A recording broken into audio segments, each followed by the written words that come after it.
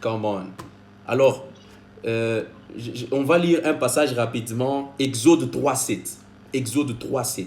Exode 3.7. On est en train de balancer cela rapidement. Exode 3.7. Nous lisons la parole du Seigneur. L'Éternel dit: j'ai vu la souffrance de mon peuple qui est en Égypte et j'ai entendu les cris. Pour ceux-là qui écrivent, vous pouvez facilement souligner les cris. J'ai entendu les cris que lui font pousser ses oppresseurs, car je connais ses douleurs. On va prendre aussi par la même occasion Psaume 107, Psaume 107, les versets 6. Je lis: dans leur détresse, ils crièrent à l'Éternel et il les délivra de leur angoisse. Encore une fois de plus, pour ceux-là qui écrivent, soulignez-moi, ils crièrent à l'Éternel. Ils crièrent à l'Éternel. Papa, il y a une chose que j'ai besoin que les chrétiens puissent comprendre aujourd'hui, parce que c'est un secret. Un secret que j'ai compris dans ma marche avec Dieu, un secret que j'ai compris dans la façon de servir Dieu. Papa, quand vous examinez ces deux portions des Écritures, vous allez voir qu'il y a un mot, il y a comme un concept que la Bible est en train d'isoler, c'est le concept crier.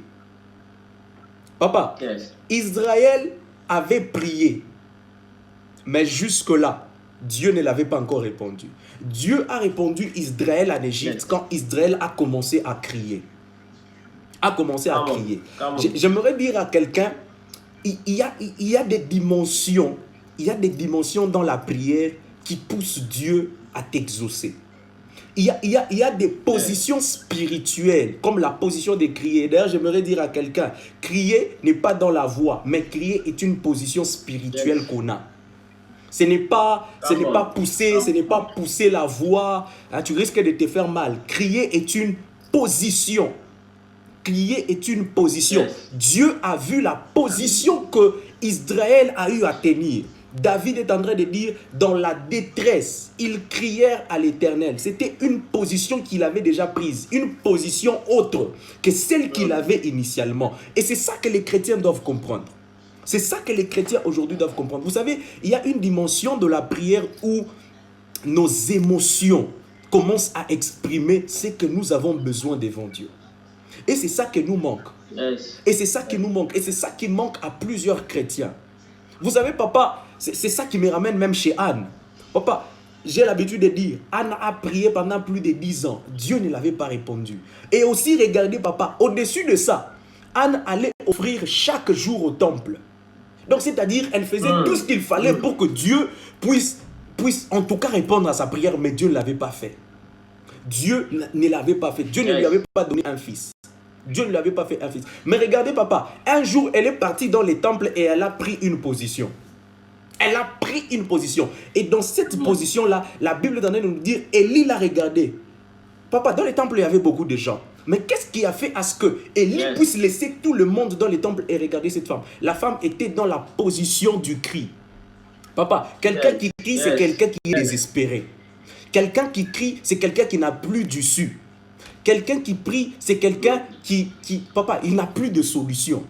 Et quand la prière commence à atteindre ce genre de dimensions, ça devient une prière dangereuse. Et c'est ça qui nous manque. Et c'est ça qui nous manque en tant que chrétiens. Pourquoi? Parce que nous ne savons pas deux fois prendre certaines positions qui expriment ce que nous avons besoin devant Dieu. Devant Dieu. C'est pour cela, papa, même à la croix, la dernière chose que Jésus-Christ a fait avant de monter à la droite du Père, c'était de crier. Il a crié Eloi, Eloi, lama sabachthani. C'était la dernière chose qu'il a eu à faire avant de monter, avant de mourir. Parce que pour Jésus-Christ, il disait, Père, tu m'as abandonné. Dieu, tu n'es pas avec moi. Et quand il a eu à crier, il est mort. Et il a été élevé. C'était la dernière prière de Jésus-Christ. C'était la dernière prière de Jésus-Christ. Et Dieu l'a exaucé par rapport à ça. Et moi, je crois parfaitement que cette génération, papa, doit comprendre ces mystères. Et le deuxième point que je vais finir rapidement par là, je vais parler aussi du point de l'intérêt. Le premier point était les cris. Mais je veux parler aussi de l'intérêt. Papa, vous savez, l'une des choses qui nous tue dans nos prières, ce sont nos intérêts. D'ailleurs, c'est même ce que vous avez lu en Jacques, c'était trop important. Je vais lire rapidement un verset biblique, 1 Roi 8, 28. La Bible est en train de dire, Toutefois, Éternel, mon Dieu, sois attentif à la prière de ton serviteur et à sa supplication. Écoute les cris et la prière que t'adresse aujourd'hui ton serviteur. Écoute les cris. Ici, il n'y a pas seulement qu'un cri, mais il y a une supplication. Papa, j'aime une chose que vous avez dit. Dieu n'est pas obligé de nous répondre. Dieu n'est pas obligé de nous répondre. Papa, si Dieu aujourd'hui ne vous répondait pas à vos prières, il va rester Dieu. S'il répondait à vos prières, il va toujours rester Dieu. Donc, l'une des choses aussi que les chrétiens doivent comprendre est qu'on doit ajouter l'ingrédient de la supplication quand nous demandons à Dieu. Vous avez dit qu'il y a des chrétiens aujourd'hui, Seigneur, si tu ne me donnes pas l'enfant, moi je ne serai plus chrétienne. Seigneur, si tu ne me donnes pas la voiture, moi je ne veux pas croire que tu n'es pas Dieu. Premièrement, l'une des choses que nous devons avoir, premièrement, c'est cette intention-là de supplier à Dieu. De supplier. Papa, Abraham nous apprend beaucoup de choses dessus. Abraham, quand l'ange veut aller détruire Sodome, regardez la prière d'Abraham. Ce qu'Abraham avait fait, c'était une prière. Il lui dit, non, si tu trouvais 10, qu'est-ce que tu vas faire? Non, s'il te plaît, n'en veux pas à ton serviteur. Si tu trouvais 20, qu'est-ce que tu vas faire? Il y a la supplication. Il y a l'humilité à l'intérieur. On doit sentir cet intérêt-là dans la prière de plusieurs personnes. De plusieurs personnes. Papa, une chose qu'on doit comprendre, c'est que Dieu est au-dessus de nous. Et nous ne sommes que des subalternes. Cette position-là de subalternance doit être respectée. C'est pour cela que beaucoup de prières, c'est ce que vous avez dit, beaucoup de gens, ils prennent Dieu pour leur ami. Vous voyez? Ils pleurent Dieu pour un acquis. Ils prennent Dieu pour... Il y a une position. Il y a une position. Dieu est notre roi. D'ailleurs, il s'appelle le roi de rois. C'est pas pour rien que Dieu se donne l'attribut de roi. Le roi, pourquoi? Parce qu'il y a une hiérarchisation qu'il faut respecter. Et c'est ça qui fait à ce que beaucoup de prières ne sont pas exaucées. Je vais prendre un autre passage et je crois que je vais vous remettre la parole. Vous allez entendre encore Ephésiens 6, 18 est en train de dire « Faites en tout temps par l'Esprit toutes sortes de prières et de supplications. » Faites en tout temps par l'Esprit toutes sortes de prières et de supplications. Mais pourquoi la Bible, bizarrement, va beaucoup insister sur la nuance de la supplication? Pourquoi? Parce que l'une des choses qui pousse une prière à être une bonne prière, c'est la supplication. C'est la supplication. Papa, j'ai l'habitude de dire Jésus-Christ était Dieu. Jésus-Christ était Dieu. Mais qu'est-ce qu'il avait fait à Jésus-Christ? C'est que les jours qu'il doit multiplier les pains, il commence d'abord par dire merci à Dieu et de supplier à Dieu. Vous sentez, il y a de l'humilité au-dedans de lui. Mais quand vous lisez un peu Philippiens et Éphésiens, on dit que toutes choses ont été créées en lui pour lui. Mais pourquoi est-ce que les mêmes Jésus-Christ qui était le Dieu des dieux, quand il faut multiplier les pains plutôt, il se présente avec autant d'humilité? Pourquoi? Parce que c'est quelque chose qui nous manque, papa. C'est quelque chose qui nous manque. Papa, vous savez, deux fois, tu peux avoir l'onction. Tu peux avoir l'onction. Mais il y a des choses, pour que Dieu puisse te l'accorder, il faut que tu puisses d'abord oublier la portion de l'onction qui est sur toi, que tu t'humilies devant Dieu. Que tu t'humilies devant Dieu. Et c'est ça qui nous manque, papa, dans cette génération. J'ai dit que beaucoup de gens de foi sont distraits par l'onction. Distraits par l'onction de telle façon que même quand il faut demander à Dieu, on pense que Dieu est un pote qu'on rencontre au coin de la rue. Papa, je crois que cette génération, et je crois que ça rentre de pair avec les points que vous avez touchés, sur l'orgueil. Papa, l'Église aujourd'hui doit comprendre que Dieu n'est pas un pote. Dieu n'est pas un pote. Dieu n'est pas un pote qu'on écrit à chaque fois salut. Papa, Dieu est sacré. Dieu est notre roi. Tous ceux-là qui ont vu Dieu au ciel, ils ont vu un Dieu assis sur un trône. Ils ont vu un Dieu assis sur un trône. Et d'ailleurs, Ésaïe lui-même, il y a Ésaïe et Jean, quand ils ont vu Dieu assis sur un trône, papa, bizarrement, ils ont vu les 24 vieillards, ils enlevaient leur couronne et ils jetaient. Ils enlevaient leur couronne et ils jetaient. C'est-à-dire que c'était un Dieu, sa majesté est au-delà de tout ça. Mais comment quelqu'un, pour commencer à demander à quelqu'un un roi, il peut se permettre d'avoir un certain langage? Papa, c'est trop important. Jésus-Christ dit dans Matthieu 6, il dit, quand vous priez, ne priez pas comme les païens qui croient que c'est en multipliant les mots que Dieu les écoute. Ils croient que c'est en multipliant les mots que Dieu les écoute. Et c'est l'erreur de plusieurs chrétiens. C'est l'erreur. Qu'est-ce que Jésus-Christ est en train de dire? Il y a un langage, papa. Il y a des choses qu'il faut dire. Il y a des choses qu'il faut dire, papa. Il y a des choses qu'il faut dire. Et il y a une chose aussi que l'Église, que les chrétiens doivent comprendre. Papa, moi j'ai toujours l'habitude d'appeler cela l'histoire du centenier et du pharisien. Jésus-Christ avait pris leur exemple pour démontrer deux types de prières. Deux types de prières. L'autre ici, les pharisiens disent, Seigneur, moi, je jeûne 2 fois par semaine. Moi là, j'offre ma dîme. Moi là, je fais ceci. Et le centenier dit, moi je suis qu'un pauvre pécheur. Je ne mérite même pas. Tu connais mon cœur, Seigneur. Tu connais mon cœur. Tu connais mon cœur. Et je crois, papa, qu'aujourd'hui, notre génération est remplie de plusieurs pharisiens qui se présentent devant Dieu avec de l'audacité et de l'orgueil. De l'audacité et de l'orgueil pour se permettre même de dire à Dieu combien est-ce qu'ils sont bons. Papa, il y a une chose que le Saint-Esprit est en train de me dire. Il me dit, le Saint-Esprit est en train de me dire, et ça je l'ai compris avec le Saint-Esprit. La prière, papa, n'est pas une demande. Mais la prière est une preuve d'humilité que sans Dieu, nous ne pouvons rien avoir. La prière n'est pas une demande. La prière n'est même pas une requête. La prière est une preuve palpable et tangible que sans Dieu, nous n'avons pas d'autre source de réception. Premièrement, si on ne prend pas la prière comme une forme d'humilité, papa, la prière n'aura pas d'impact dans notre vie. Et je crois que, papa, je sens que vous avez des choses à dire là-dessus. Je crois que vous avez des choses à dire là-dessus. Vous pouvez couler, papa, vous pouvez couler. Donc, vous savez, la notion de l'humilité dans la prière, c'est une notion qui nous échappe beaucoup. La notion de l'humilité dans la prière. Yes, come on. Il est vrai que Dieu aime l'expression de l'âme. Lorsque vous lisez dans les Écritures, Paul dit, je prierai en intelligence, je prierai aussi en esprit. L'intelligence est trouvée dans l'âme d'un homme. Lorsqu'un homme prie en intelligence, il exprime son âme. Il exprime son âme devant Dieu. Mais même lorsque tu es en train d'exprimer ton âme devant Dieu, il est vraiment important d'exprimer ton âme dans un sens d'humilité devant Dieu. Sinon, tu risquerais d'aller de ce que Dieu veut sur ta vie. Vous savez aussi, l'une des choses qui fait aussi en sorte que les prières ne sont pas exaucées de Dieu, ça sera peut-être le quatrième point, c'est les doutes et l'incrédulité. Les doutes et l'incrédulité. Les doutes et l'incrédulité. Vous savez, dans Hébreux 11, à partir du 6e verset, la Bible déclare que si quelqu'un doit s'approcher d'abord de Dieu, il doit d'abord croire que Dieu existe. Il existe, Je vais lire ce verset-là. Ça va vraiment nous bénir. Hébreux 11, 6, la Bible déclare d'abord que or sans la foi, il est impossible de lui être agréable. Car il faut que celui qui s'approche de Dieu croit d'abord que Dieu existe et qu'il est le rémunérateur de ceux qui les cherchent. Alors, j'aime dire ceci. Prier sans la foi, c'est comme envoyer un militaire à la guerre sans armes et munitions. Papa. Est-ce que vous pouvez répéter ça, s'il vous plaît?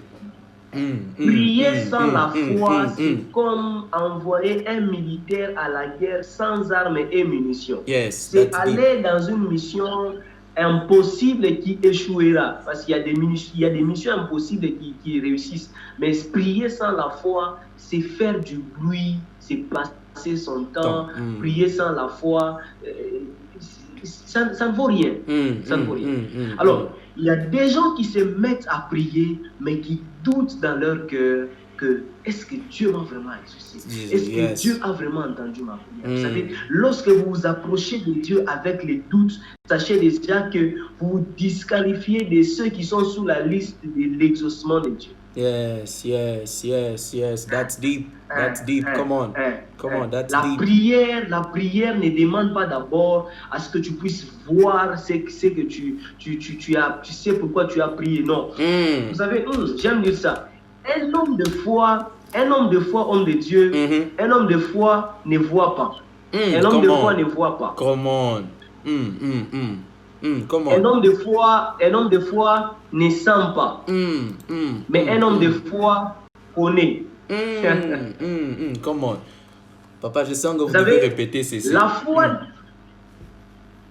foi n'est pas une expression de ce que l'on voit. Mais la foi, c'est l'expression de ce que l'on connaît. Je connais déjà que lorsque j'ai prie, Dieu va m'exaucer. Je connais que Dieu existe. Donc, je n'ai pas besoin de voir Dieu pour savoir qu'il existe. Je connais qu'il existe. C'est-à-dire, lorsque je prie aussi, je connais que lorsque je prie, Dieu va m'exaucer. Je sais. Je connais que lorsque je prie, Dieu va m'exaucer. Alors, lorsque nous nous approchons de Dieu avec une foi fervente, avec une foi assise, Dieu va nous exaucer. Parce que la Bible déclare, c'est Jésus-Christ qui parle à ses disciples, il dit, si vous avez la foi, vous direz à ces montagnes de se déplacer. Il était en train de pointer une montagne physique pendant que Jésus-Christ faisait référence à des montagnes spirituelles. 5 sur 5. Ok, papa, vous pouvez couler. Vous pouvez couler, papa. Oui. Alors, j'étais en train de dire que prier sans la foi est comparable à envoyer un militaire à la guerre sans munitions ni armes à feu.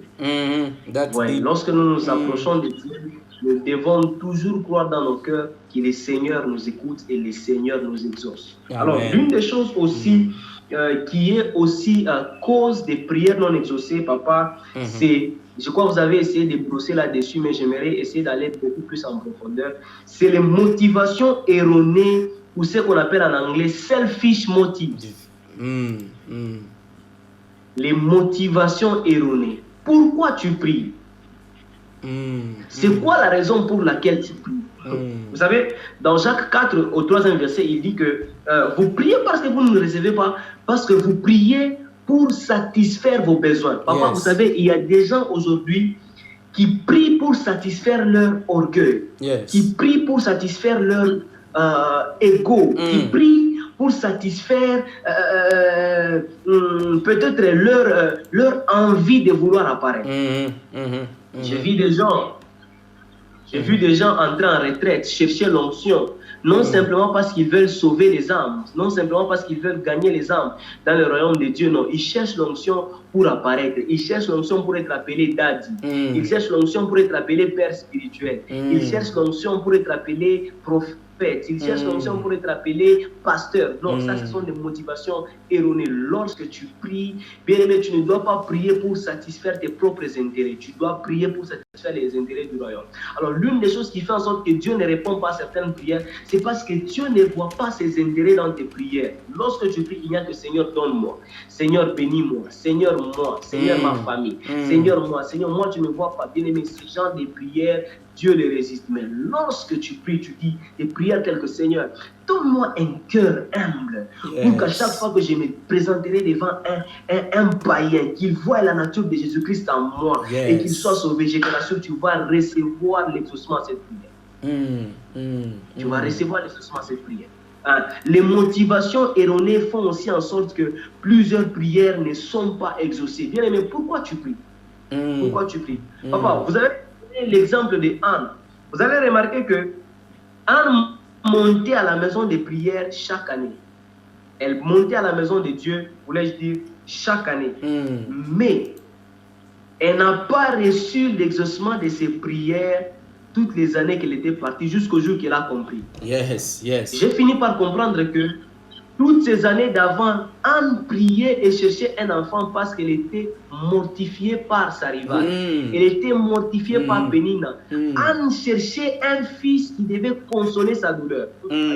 Anne était en train de chercher un fils pour aussi paraître comme une femme qui accouche. Non. Mais le jour où elle a compris que je ne dois pas chercher d'abord un fils pour moi-même, je dois chercher un fils pour Dieu.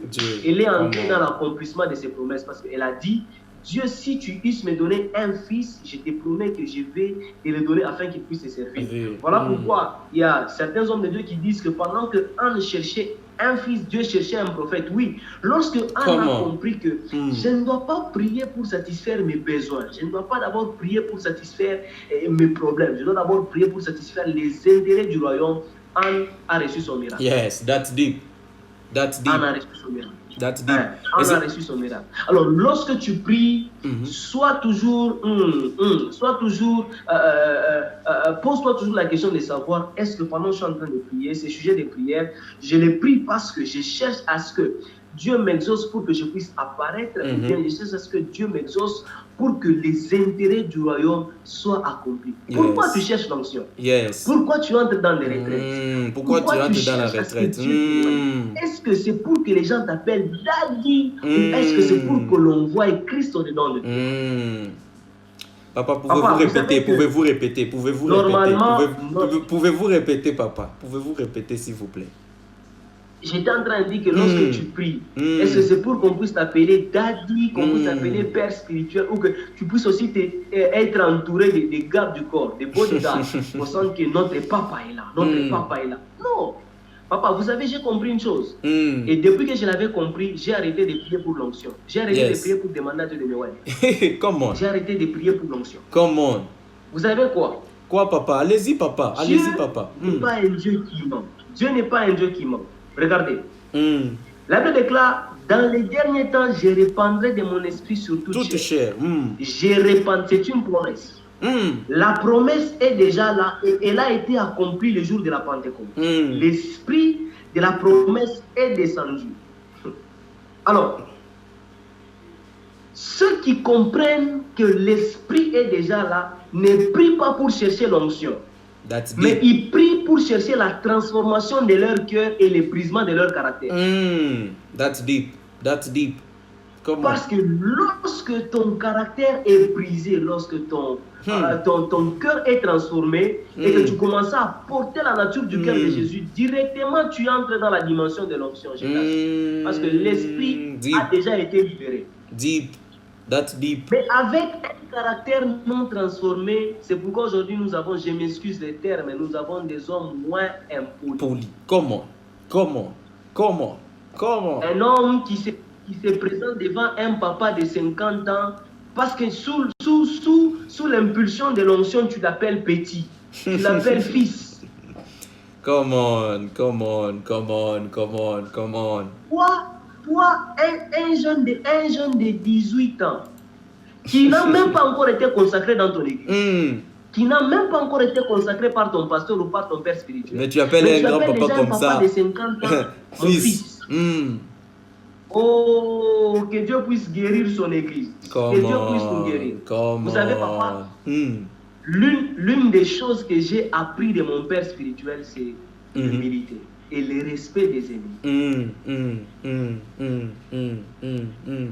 Mais maintenant, lorsque tu ne comprends pas ces choses, tu seras en train de prier pour chercher l'onction afin que tu entres dans la dimension d'être honoré et respecté par des grandes personnes. Mauvaise motivation. Mais ceux qui comprennent, ils prient, ils font ce genre de prières. Seigneur, si tu pouvais me oindre aujourd'hui, si tu pouvais peut-être m'utiliser aujourd'hui, je te promets de commencer à gagner 50 âmes par jour. Mais il y a des gens, depuis que Dieu t'avait oint, tu n'as même pas gagné une âme. Tu n'es même pas une chèvre. Mais tu n'as même pas encore gagné une âme. Come on, that's deep.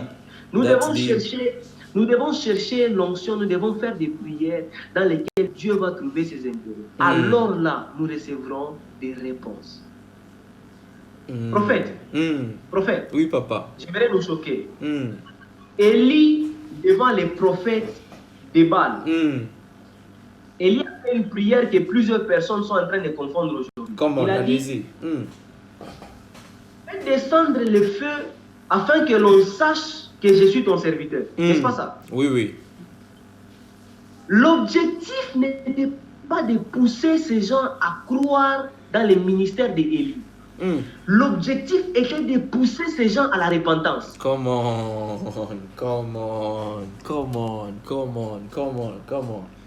Ça, c'est profond. Si les gens doivent savoir que tu es un homme de Dieu, après quoi, si un cœur n'est pas transformé?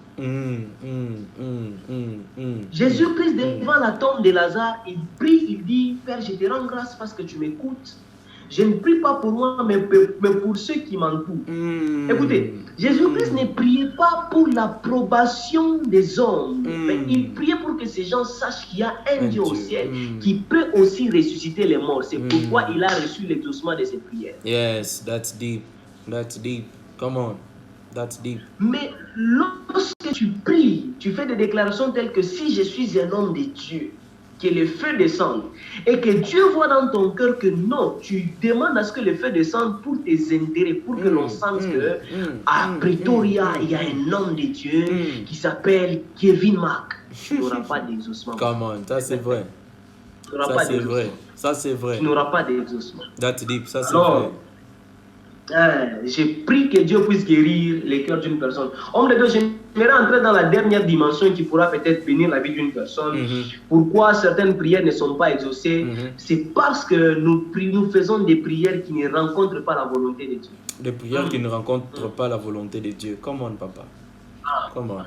Nous faisons des prières qui ne rencontrent pas la volonté de Dieu. Et l'une des choses qui nous permet de faire des prières qui rencontrent la volonté de Dieu, c'est les prier en langue, ou les parler en langue. Ok. Mais tu sais, lorsque tu pries en intelligence, tu pries selon ta propre volonté. Mais lorsque tu pries en esprit, tu pries selon la volonté de Dieu, parce que celui qui parle en langue, il dit des mystères, il est en train de dire des mystères. Or, tu parles sous l'impulsion de l'esprit qui a la capacité de sonder même le cœur de Dieu. Oh yes, come on. Alors, la prière en langue, c'est une prière qui rencontre la volonté de Dieu. Parce que lorsque tu pries en langue, peut-être que, je donne l'exemple, toi tu étais en train de prier pour le mariage, tu priais pour le mariage, mais la volonté de Dieu pour cette saison n'est pas d'abord le mariage. La volonté de Dieu pour cette saison dans ta vie, c'est d'abord ta maturité spirituelle. Dieu voudrait que Dieu voudrait d'abord que ta grâce puisse grandir, parce que lorsque ta grâce grandira, elle te donnera une certaine maturité qui te permettra de maîtriser aussi les domaines maritaux. Mais toi, tu es là en train de prier pour des choses, par exemple pour les mariages. C'est pourquoi ceux qui comprennent beaucoup plus les prier en langue, lorsque tu commences à prier en langue, tu verras que tu étais en train de prier pour les mariages, mais tu te retrouves en priant en langue, tu te retrouves en train d'adorer Dieu. Come on. Pourquoi? Parce que peut-être la volonté de Dieu pour ta vie pendant ces temps-là était pour que tu puisses l'adorer. Mais toi, tu étais en train de demander des voitures. Alors ce soir, j'aimerais encourager les parler en langue. J'aimerais encourager les prières en langue dans les vies de toutes les personnes qui sont appelées enfants de Dieu. Oh yes. Ne néglige pas les parler en langue. Ne pense pas que c'est en répétant les mêmes choses que tu dis en langue. Tu ne répètes pas les mêmes choses, non. Peut-être que tu peux en train de répéter les mêmes phrases. Mais les mêmes phrases ne signifient pas la même chose. Wow. Aussi, nous faisons des prières qui ne rencontrent pas la volonté de Dieu parce que nous ne sommes pas des hommes spirituels. Ça, il faut le dire. Comment, papa? Nous ne sommes pas des hommes spirituels. Regardez. La Bible déclare que, je pense que c'est dans Actes chapitre 4, si je ne me trompe pas, ça doit être dans Actes chapitre 4. Je vais vous donner ce verset, homme de Dieu. Ça va vraiment beaucoup nous bénir. Allez-y, papa. C'est Actes chapitre 3. La Bible déclare que Actes chapitre 3, Pierre et Jean montaient au temple.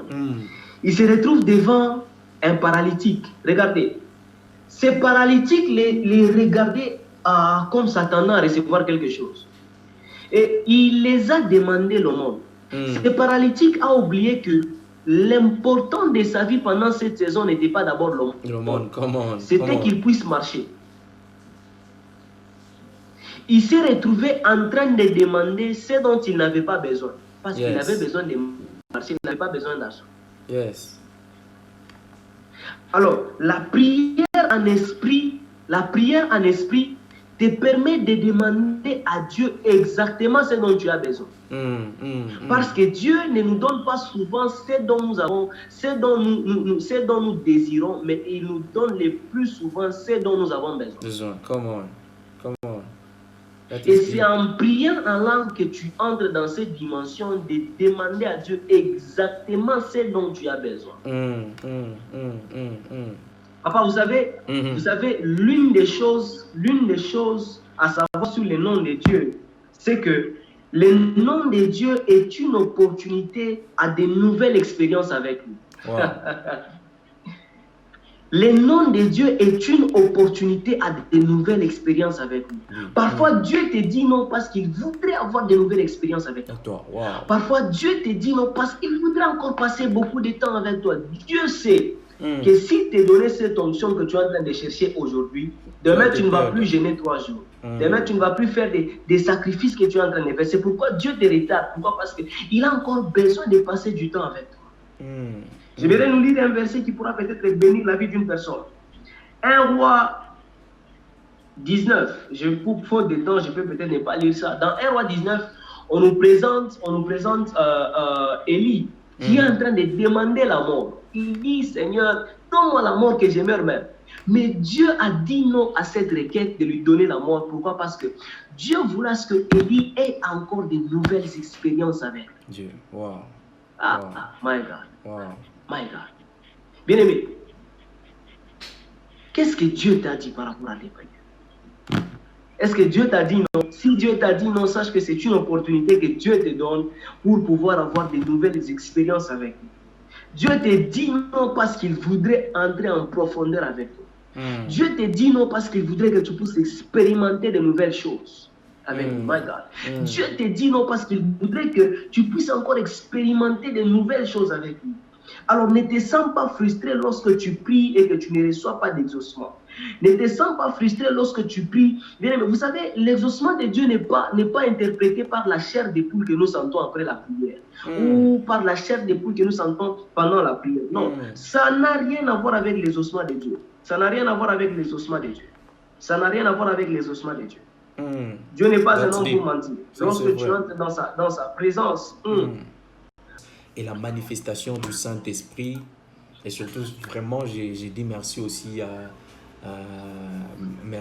à votre Dieu d'avoir disponibilisé toutes ces choses, toutes ces onctions pour bénir les peuples de Dieu.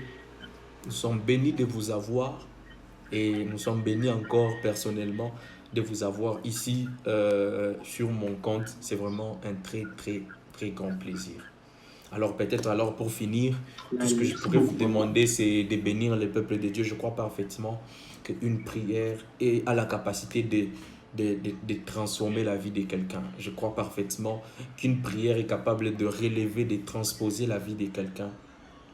Et pour tous ceux-là qui vont nous suivre en rediffusion, en rediffusé, cette prière que l'homme de Dieu va faire, je crois que ça nous concerne tous. Et je crois parfaitement qu'il y a un travail que le Saint-Esprit va accomplir et qu'il est déjà en train d'accomplir dans nos vies. Papa, nous vous attendons pour la prière. Merci au repas Kevin. Avant de passer à la prière, je crois que je dois dire merci à moi. Merci beaucoup pour l'opportunité. Que Dieu vous bénisse abondamment. C'est vraiment quelqu'un à qui je dois beaucoup de respect et beaucoup d'amour. Merci beaucoup. Que Dieu vous bénisse abondamment. Maintenant, on va prier. Seigneur, merci pour ce temps que nous avons eu à passer dans ta présence avec tes enfants. Nous prions pour toutes les personnes qui nous suivent après, tous ceux qui ont disposé de leur mégabyte, de leur internet afin de nous suivre. Nous prions que l'onction de la rémunération puisse tomber dans leur vie, que tu puisses restaurer ton peuple. Restaure-nous complètement et totalement. Nous brisons toute attaque démoniaque de gloire contre les vies de ton peuple dans le nom de Jésus. Nous prions pour que Père, après un tel enseignement, laisse que Dieu de gloire, les choses sur lesquelles nous avons parlé, ne soient plus, Dieu de gloire, trouvées dans les cœurs de tes enfants. Que ton peuple soit humble. Que ton peuple, à chaque fois qu'il va s'approcher de toi, il reçoive l'exaucement de ses prières dans le nom de Jésus. Laisse que toute personne qui chercherait avec de gloire à te voir après ces instants soit bénéficiaire d'une grâce particulière au nom de Jésus que nous avons ainsi prié. Amen. Amen. Merci énormément, papa. Merci à Papa. Merci pour votre temps. Merci à vous tous ceux-là qui ont été dans notre petit grand live. En tout cas, c'était vraiment un privilège de vous avoir. Vous avez des questions, vous avez des préoccupations, laissez-le sur nos comptes. Papa Japhet a une page Facebook, il est sur Instagram. Allez-y aussi là-bas, allez-y aussi les follow, je crois que c'est une page